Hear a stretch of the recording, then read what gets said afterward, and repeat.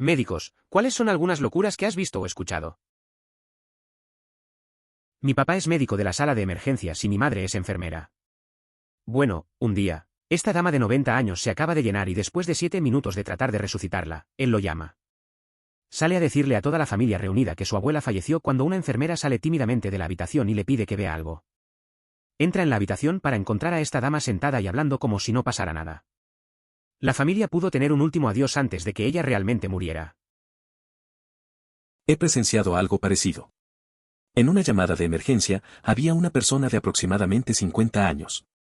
Después de 15 minutos de compresiones, se logró un ritmo viable y recuperó la conciencia.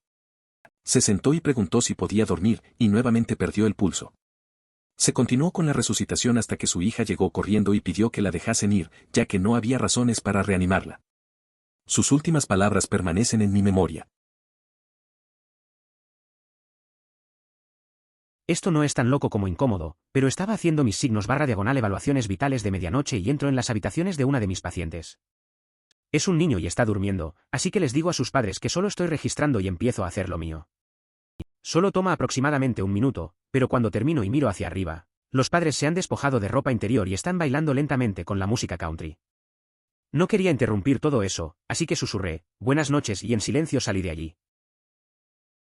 Estoy completamente convencido de que hay muchas personas que no solo podrían estar consumiendo drogas, sino también ingiriendo alcohol. Además de la posible falta de sensatez, esta parece ser la única explicación para la existencia de individuos así. La realidad de su comportamiento resulta difícil de entender, lo que lleva a cuestionar sus elecciones y su forma de vida. Mi padre fue hospitalizado en la UCI después de un ataque cardíaco grave. Un día o dos después, me di cuenta de que estaba enojado, así que le pregunto por qué. Estaba enojado porque anoche tuvieron una fiesta en la habitación al lado de la suya y no fue invitado. Dijo que tenían regalos y bebían cerveza. Entonces pregunto por ahí. Sin fiesta. El paciente en la habitación de al lado estaba en coma y su esposa estaba sentada en silencio junto a él toda la noche. Por supuesto, mi papá no me creyó. Él piensa que la razón por la que no fue invitado fue porque había dejado de beber cerveza años antes. No querían que tomara una cerveza, fue un poco triste. La historia de tu papá es algo que muchos pueden entender. A veces, en la hospitalización, la mente juega trucos y puede distorsionar la realidad. Su deseo de ser parte de algo, incluso en circunstancias tan difíciles, refleja lo humano que todos somos. Esa mezcla de tristeza y humor en su pensamiento es algo que resuena. Al final, la conexión y la inclusión son lo que realmente buscamos, incluso en momentos oscuros. Solo por buscar en Google durante las últimas 2 horas, parece ser lo suficientemente común como para ser notado, pero no lo suficiente como para que todos salgan con eso. Lo que estaba viendo y escuchando fue tan vívido y tan real que es vergonzoso pensar que tenía absolutamente cero control sobre mi cerebro. Mi madre me mostraba vídeos de mí teniendo conversaciones con personas que obviamente eran unilatorias. Eso suena inquietante. He tenido momentos donde mis recuerdos se confunden con la realidad, pero no tan extremo. Una vez, un amigo me dijo que creía que había tenido una charla profunda con alguien, pero resultó que solo estaba hablando solo. Es extraño cómo la mente puede crear esas ilusiones. A veces, es mejor dejar esas cosas en el pasado y enfocarnos en lo que nos rodea. Muchas personas realmente obtienen TEP de estar en un paciente con la UCI. Emoticono cara triste. Sí. Uno de mis amigos todavía tiene síntomas de TEP menores de su cáncer hace 6 años. Digo, menor, porque no son suficientes para interrumpir su vida, pero son suficientes para acercarla a un ataque de ansiedad en ciertas situaciones, principalmente ciertos olores/diagonal alrededores del hospital. Es complicado. Conozco a alguien que pasó por algo similar. Después de un tratamiento duro, todavía le afecta el ambiente de hospitales. A veces, una fragancia que le recuerda esa época le provoca ansiedad. Aunque sigue con su vida, hay momentos en que retrocede. Es como cargar una sombra que no se va por completo. A veces, la vida post-tratamiento no es tan sencilla. Muchas personas realmente obtienen TEP de estar en un paciente con la UCI. Estuve en la UCI durante 2 semanas para la neumonía cuando era joven. Mis padres me dijeron que terminaron enviándome a un psicólogo cuando me dieron la liberación porque había un cambio tan drástico en mi comportamiento. Desarrollé ansiedad irracional sobre mi salud, flashbacks, etc. Desapareció después de aproximadamente un año y realmente no recuerdo mucho de eso, pero desde entonces he tenido hipocondrías/ansiedad de salud. Eso es bastante duro. Pasar tiempo en la UCI puede ser traumático. Es curioso cómo a veces esas experiencias nos marcan de maneras que no esperamos. La ansiedad sobre la salud puede ser difícil de manejar. A veces, lo que parece solo un momento en el pasado deja huellas que tardan en desaparecer. Es bueno saber que eventualmente te sentiste mejor, aunque esas inseguridades queden. Nadie enseña esto en la escuela de medicina, sí. Gran parte de la medicina es intangible. En el Reino Unido, las enfermeras de nuestra unidad quirúrgica tienen una caja de preocupación de enfermería que puede completar si un paciente parece completamente bien, excelentes observaciones, pero la enfermera solo tiene un mal presentimiento sobre ellos. Los documentos tienen que tomarlo en serio, no solo cepillarlo, sin embargo, no todos ellos lo hacen. La cantidad de ocasiones en que se experimenta esa sensación, no hay nada objetivamente mal, pero un presentimiento indica que algo no encaja. Aprendí a prestar atención a esa intuición desde los primeros días de la pasantía. Cuando era técnico antes de convertirme en un RN, el RN en mi unidad dijo, si giras a un paciente moribundo al lado izquierdo, pasarán más rápido. Esto me aterrorizó. Así que reposicioné al paciente toda la noche, pero evité totalmente el lado izquierdo. Era alrededor de las 2 de la mañana cuando la esposa pacientes nos pidió que reposicionáramos a su esposo en su lado izquierdo. Salí de la habitación para obtener el RN, una especie de enloquecido, y ella vino conmigo y lo colocamos en su lado izquierdo. Efectivamente, pasó en 15 minutos. ¿Qué demonios? Es probable que se deba a una mayor presión en las arterias causada por los órganos y tejidos. Es recomendable que las mujeres embarazadas eviten estar acostadas del lado izquierdo, ya que el bebé podría ejercer presión sobre las arterias, lo que podría generar complicaciones. Doy accesorios a profesionales médicos pediátricos que se especializan en campos que los hacen tratar con niños con enfermedades graves. Recientemente me he convertido en padre, y ahora cada vez que escucho historias sobre niños y enfermedades o niños y maltrato, no puedo evitar llorar. Es extraño lo que la paternidad puede hacerte y te hace preguntarte por qué otros padres pueden hacer cosas indescriptibles a sus hijos. La pareja del narrador siente lo mismo que el autor original. Desprecia colaborar con personas adultas, considerándolas débiles y, en muchos casos, responsables de sus propios problemas. En contraste, los niños son percibidos como valientes, resilientes y puros en su manera de ser, lo que los hace mucho más admirables en comparación con los adultos. Esperé y se mantuvo vivo el tiempo suficiente en su coma para ver a su novio venir a verla por última vez. Subiendo algo similar con mi abuela. Ella tuvo Alzheimer durante casi 10 años. Se cayó y se rompió la cadera y luego su cuerpo comenzó a fallar después de la cirugía para arreglarla. Cuando se estaba acercando al final, fue básicamente poco consecutivo durante la mayor parte del día. En ese momento, toda la familia comenzó a reunirse en el hospital. Mi tía, el hijo menor de la abuela, estaba fuera del país de vacaciones cuando esto sucedía. En un momento mi abuela se sentó y miró alrededor de la habitación y luego volvió a dormir. Todos se asustaron cuando eso sucedió. Uno de los miembros del personal de enfermería preguntó si la gente todavía venía. Fue cuando le informamos que mi tía todavía viajaba aquí desde fuera del país. La enfermera dijo que mi abuela probablemente estaba aguantando hasta que llegue allí. Y eso es lo que era, después de que mi tía llegó al hospital que mi abuela falleció, no fue de inmediato, sino al día siguiente. Me recuerda a la experiencia de un amigo. Su padre estuvo en coma por un tiempo y la familia se reunía a su lado. En un momento, despertó brevemente y reconoció a todos. Todos pensaron que era una señal. Al final, esperaron a que llegara su hermano desde otra ciudad. Cuando llegó, su padre se fue en paz. Fue un momento difícil, pero también les dio algo de consuelo. A veces, parece que la gente aguanta por un motivo. La gente realmente espera a morir. Mi tía trabajó en hospicio durante casi una década y dice que vio que sucedió todo el tiempo. Mi Phil también esperó hasta que sus 2 hijos estuvieran en casa, mi esposo fuera del estado para una visita planificada desde hace mucho tiempo. Y luego falleció menos de 2 horas después. Habíamos entrado en la noche anterior, pero Misil trabajó noches y no llegó hasta que se bajó a las 8 de la mañana, esperó hasta que sus hijos estuvieran allí, y luego se soltó. Es interesante cómo algunas personas parecen esperar el momento justo. Mi abuela, también en su lecho de muerte, mantuvo la esperanza de ver a toda la familia una última vez. Cuando llegó mi primo, que vivía lejos, ella se sintió en paz y se fue poco después. A veces parece que hay un vínculo profundo que se activa en esos momentos finales. Es un fenómeno que muchos han observado. La vida es así, extraña y sencilla. Mi hijo llegó a las 29 semanas y estuvo en la UCI durante 2 meses. Había una adorable niña allí, nacida el mismo día que mi hijo, que estaba pasando por la retirada. Las enfermeras eran ángeles absolutos con ese pequeño bebé. No hay forma de que pueda hacer eso y no romper.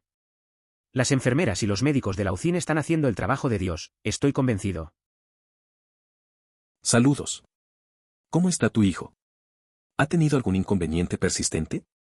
Agradezco tus palabras, hay días que parecen eternos con nuestros pequeños en proceso de adaptación, pero lo que realmente necesitan es cariño y atención para sentirse mejor, el uso de medicación para su desenganche, en lugar de la abrupta separación del nacimiento, se encarga del resto.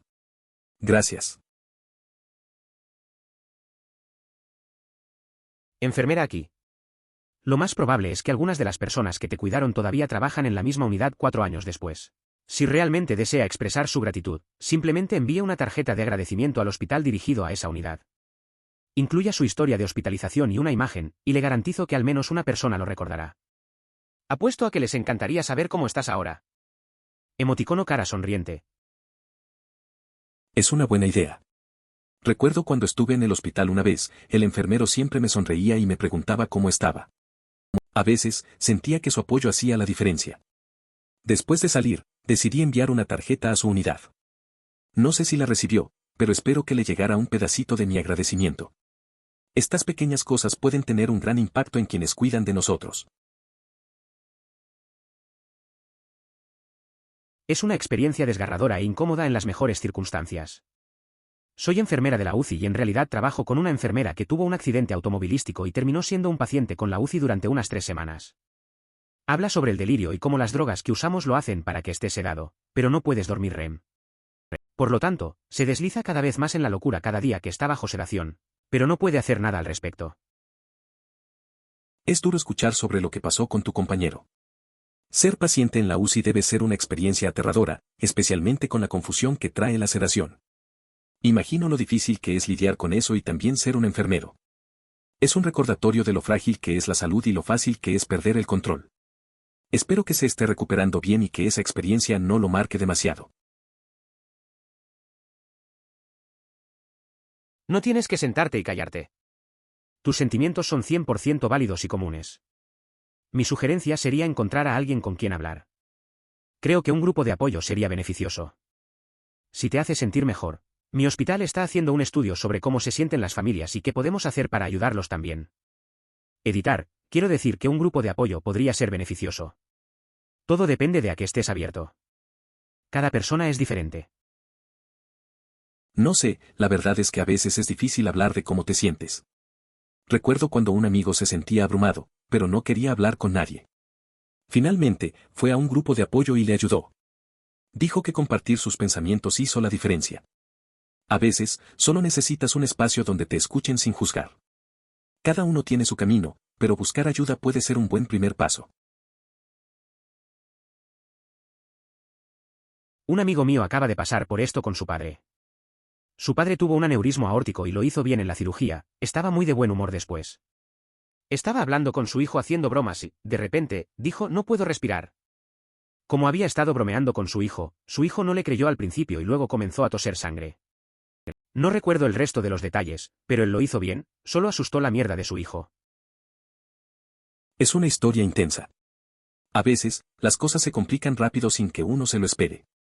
Es bueno que al final todo saliera bien, pero esos momentos deben ser muy difíciles. La mezcla de humor y luego la emergencia debe haber sido un gran susto para su hijo. La salud es algo que hay que cuidar siempre. La presencia mental para llamar al trabajo al día siguiente es lo que siempre me atrapa. Es como si estuviera tan conmocionado que está volando sobre adrenalina. Termina de llamar a la ambulancia y tiene un ok, ¿qué más necesito hacer? Momento. Entonces solo golpea, oh, hombre. Probablemente debería llamar al trabajo. Voy a lesionar o súper desanimado mañana. A veces la vida te da giros inesperados. Recuerdo a un amigo que tuvo un accidente menor pero la reacción fue rápida. Llamó a la ambulancia y luego, como si nada, pensó en llamar al trabajo. Era como si el adrenalina le dijera que debía hacer todo lo que pudiera. Al final, no se lesionó mucho, pero la idea de que aún necesitaba avisar del día libre fue bastante graciosa. Sin embargo, no es necesariamente tan cortado y seco como eso. Tengo una condición genética llamada Ehlers-Danlos Syndrome Hypermobile Type. También tengo 2 hijos y tienen una toma de 50/50 de tenerlo. Eso suena mal, pero soy el primero en mi familia en tenerlo y solo desarrolló complicaciones durante mi primer embarazo. No me diagnosticaron oficialmente hasta que mi segundo hijo tenía unos meses. Mi médico de cabecera tuvo una teoría hasta que vi a un genetista. Saber lo que hago ahora y ver mis síntomas de espectáculos mayores que probablemente habría elegido de manera diferente. Y he elegido no tener más como está. Pero en mi caso al menos no sabía que tenía un trastorno genético hasta demasiado tarde. Es una situación complicada. Tener un diagnóstico así y ser padre es un desafío. Es difícil pensar en las implicaciones para los hijos. Muchas veces no se cuenta con la información necesaria a tiempo. El hecho de que solo lo supieras después del primer embarazo lo hace aún más complicado. Así que si decides no tener más hijos, es una decisión que tiene sentido en tu caso. Es importante priorizar la salud de la familia. Como dije, no estoy discutiendo con eso en absoluto. Simplemente dijeron que era lo único que lo ha encontrado con enfrentamiento en su tiempo como enfermera en el teatro. Francamente, como su yoe promedio, no puedo decir que sería un espectáculo que podría soportarlo. No discutir con la Logistix, simplemente dije que estaba confrontando. Es cierto que trabajar en un entorno médico puede ser difícil. No creo que cualquiera de nosotros esté preparado para ver ciertas cosas. La mayoría de las veces, simplemente intentamos hacer nuestro trabajo y lidiar con lo que viene. Sin embargo, respeto mucho a quienes pueden manejar esas situaciones. Cada uno enfrenta sus propios desafíos. Gracias por responder. Es bueno que su hospital quiera mantener a las familias, es algo que parecía faltar en nuestro hospital tristemente. Simplemente tomándome el tiempo cuando me dejaron en la sala de bloqueo, ¿por qué es un zumbido en la sala? ¿Y no la entrada libre como otros? Para sentarme y explicar cómo había estado ese día, cuál era el plan de tratamiento actual, qué esperar, como el día que entró y tuvo el tubo de alimentación, no tenía oxígeno y no tenía un ángulo divertido y tenía 2 físicos trabajando en él para evitar que neumonía, mientras que la noche de alimentación, no tenía nada que no fuera un ángulo. No se sentó en un ángulo divertido, que no tuvo un sudor de que no lo había hecho. Viviendo la luz del día. Ah, bueno. Está de vuelta debajo de mis pies volviéndome loco. El personal de esa sala me lo devolvió. A veces, la comunicación en el hospital puede ser deficiente. Recuerdo una vez cuando un amigo mío estaba en el hospital y no entendía nada de lo que sucedía. No lo dejaron entrar al área donde estaba, y eso lo puso más nervioso. Al final, se recuperó, pero esos momentos de incertidumbre son difíciles. Ahora, solo se ríe de lo que pasó. Por lo menos está en casa y vuelve a ser un dolor de cabeza. No, no lo es. Un hombre de negro es un mal estado común, sacerdote, asesino, agente gubernamental. El papá de alguien, tal vez. Sería más difícil creer que si las personas de las sociedades tribales lo vieran, pero en la sociedad occidental moderna, e incluso más allá, Japón tiene muchos hombres adecuados, un hombre de negro es una vista común asociada con la autoridad, y el negro se asocia comúnmente con la muerte. La percepción de un hombre de negro es bastante común. En mi ciudad, todos hemos visto a esos tipos en trajes oscuros que parecen sacados de una película. Recuerdo que una vez vi a uno en un café y pensé que era un espía. Luego, al irme, vi que solo era un tipo normal. Lo curioso es cómo la imagen puede cambiar en nuestra mente, creando historias que tal vez no son reales. Sí, creo que es similar a cosas como la parálisis del sueño. Cuando los demonios y los espíritus se creían más ampliamente, eso es lo que la gente vio cuando tenían parálisis del sueño. Luego hubo un cambio cultural, y se convirtió en extraterrestres. Solía tener una parálisis del sueño bastante mal y puedo ver por qué la gente lo vincularía con secuestros alienígenas. Tuve una experiencia de parálisis del sueño hace unos años. Estaba consciente de mi entorno pero no podía moverme. Sentí una presencia, algo raro en la habitación. Después de eso, empecé a leer sobre las teorías de alienígenas. La conexión tiene sentido, especialmente cuando piensas en cómo la gente interpreta lo desconocido. Al final, creo que todos estamos buscando respuestas a experiencias extrañas. En el momento de este hecho, solo había habido 5 o 6 casos en todo el mundo de personas que sobrevivieron a la rabia completa sin vacunación. Todos eran niños y no habían alcanzado la pubertad al momento de la infección. Me hace preguntarme cuál es la conexión. ¿Y la parte realmente extraña? Los jóvenes que vivían a su alrededor que deberían haber podido buscar en Google mordida de animales salvajes, para verificar los riesgos. Los síntomas no se mostraron hasta una semana después del bocado. Tuve mucho tiempo para vacunarse. Tan insensible y prevenible. Hadesk. Es curioso cómo unas pocas personas logran sobrevivir a la rabia sin vacunación, especialmente niños. También me llama la atención que, a pesar de tener acceso a información, muchos no actúen a tiempo. A veces parece que la gente subestima los riesgos. Es triste pensar que cosas así pueden evitarse con un poco de precaución. Al final, lo que parece obvio no siempre se toma en cuenta. Sí, mi propio abuelo falleció en 1987. Nació en 1889, solo perdió la marca del siglo. Mi propio papá todavía está sano y activo a los 82 años y pensarías que ahora tenía la edad de jubilación, todavía solo tiene gris en los lados. Mamá también está cerca y está saludable, a finales de los 70. Ambos viajan por el país, montan bicicletas, caminata, canoa, lo que sea. Su 50 aniversario fue hace 2 años. Temo el día en que perdemos uno de ellos. Mi esposa y yo hemos hablado antes de que uno de nosotros tendrá que experimentar la muerte del otro y vivir sin él. Quizás egoístamente, espero ir primero. Le he dicho a mi esposa muchas veces, encontrar a alguien nuevo, volver a casarse si la fantasía te golpea, disfruta de tu vida. Podría estar muerto, pero todavía estás vivo, así que sigue viviendo. Es interesante cómo la vida sigue. Mi abuelo también falleció hace años, y a veces pienso en lo efímero que es todo. Mis padres son activos, como los tuyos, y eso me da esperanza. A veces, hablamos sobre lo que pasará cuando uno ya no esté. Es un tema difícil. Es bueno desear que el otro encuentre la felicidad después, aunque a veces da miedo. La vida sigue, y hay que disfrutarla mientras se pueda. Considere suscribirse si disfrutó. Emoticono corazón.